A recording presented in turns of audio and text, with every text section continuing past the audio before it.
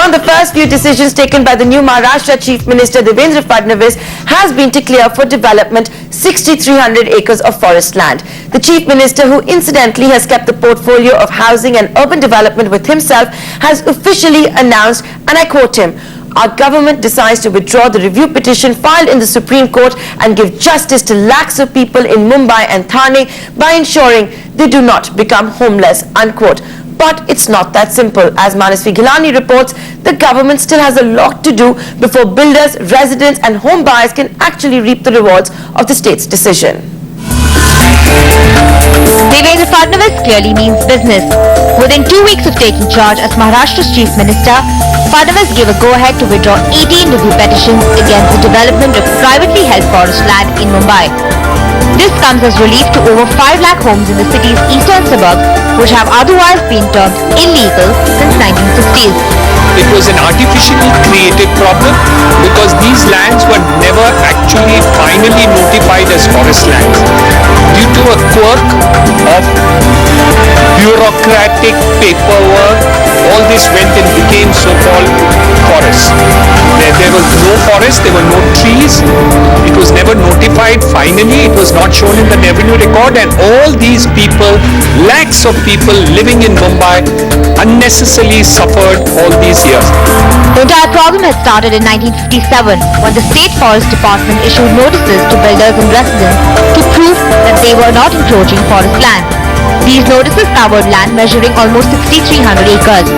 Supreme Court on January 30th this year struck down a 2008 Bombay High Court order that had declared over 5 lakh homes in city's eastern suburbs for encroaching private forest land illegal, but the relief was short-lived. Soon after, Forest Department officials authorized a review petition against the Supreme Court order. This was brought to the then Chief Minister Prithviraj Chavan's notice. Chavan immediately directed the Forest Secretary to investigate and submit a report on it. Just ahead of assembly polls in September, the State Forest Department itself decided to withdraw their review petition in Supreme Court. Some call this as BJP's gimmick to just garner more publicity, as the Supreme Court had already rejected the petitions on October 27th, calling them defective. Chief Minister's signature was a mere formality, but while officials may be busy politicizing the matter, this is a breather for those residing on hundreds of acres adjoining the Sanjay Gandhi National Park areas like Thane, Mulund, Bhandup, Nahur, Mahul, Borivali, Kandivali and Virar. In Mulund alone, more than 110 societies reportedly fell under the disputed land. By nixing the private forest tag, developers like Godrej, Oberoi Realty and Dunbar Group are now free to begin construction on their land.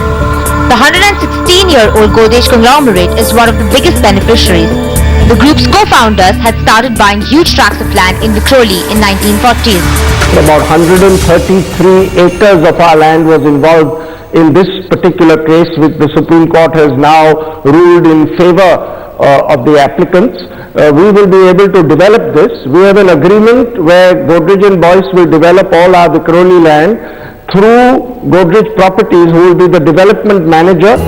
But this is only partial relief. The bigger problem over ownership remains, but Fadnavis now has to push his team to expedite the process of correcting land records. In India, one of the biggest challenges is title certificates. Another big challenge is falsified records. These two aspects can clearly be fixed if digitization of records happen. It's this rectification that will prove to be a big challenge for Fadnavis, not just for the process alone. But while this formality may be a booster shot, developers will have to wait for some concrete actions on ground to draw up their plans to develop and redevelop these land parcels. In Mumbai, Manasvi Gilani. Non-digitized, that's paper land records, unclear land titles, courts on several occasions cancelling land acquisitions, state auctions